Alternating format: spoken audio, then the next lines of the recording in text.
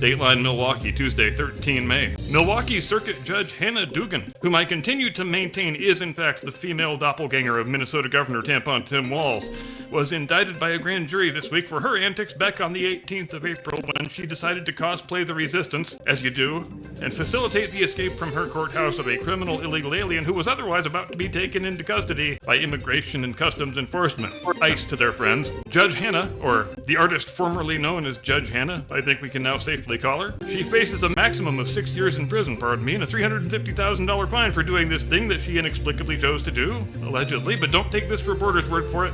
Let's let the indictment do the talking. Count 1, quote, the grand jury alleges that on or about April 18th, 2025, in the state and eastern district of Wisconsin, Hannah C. Dugan knowingly concealed EFR, a person for whose arrest a warrant and process had been issued under the provisions of a law of the United States so as to prevent the discovery and arrest of EFR, after notice and knowledge of the fact that a warrant and process had been issued for the apprehension of EFR. Count 2, quote, the grand jury further charges that on or about April 18th, 2025, in the state and eastern district of Wisconsin, Hannah C. Dugan did corruptly endeavor to influence, obstruct, and impede the due and proper administration of the law under which a pending proceeding was being had before a department and agency of the United States, namely the administrative arrest of EFR for purposes of removal proceedings conducted by the United States Department of Homeland Security by committing affirmative acts to assist EFR to evade arrest, end quote. And you know what?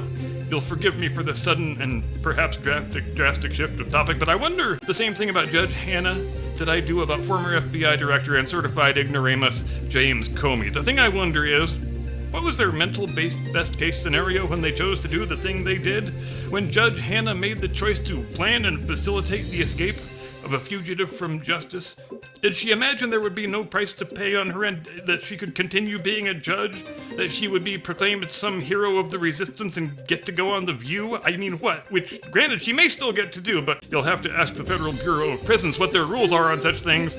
I don't know. And when Jim Comey made the choice to tweet out a very thinly veiled implicit threat of violence upon the current president of the United States, how did he think that was going to go? Did he think he was going to parlay that into a week of cable news hits and fun sit-down interviews on all the late-night shows? Hell, maybe if things play out right, a Netflix documentary and a 7-figure book advance, who knows? Now, how long ago was it that Comey wrote his last memoir? Wasn't it like 7 or 8 years ago?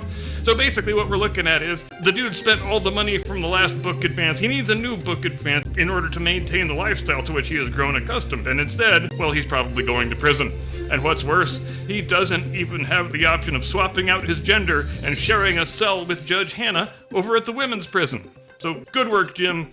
Good work, Judge Hannah. You have both really crowned yourselves in glory this week.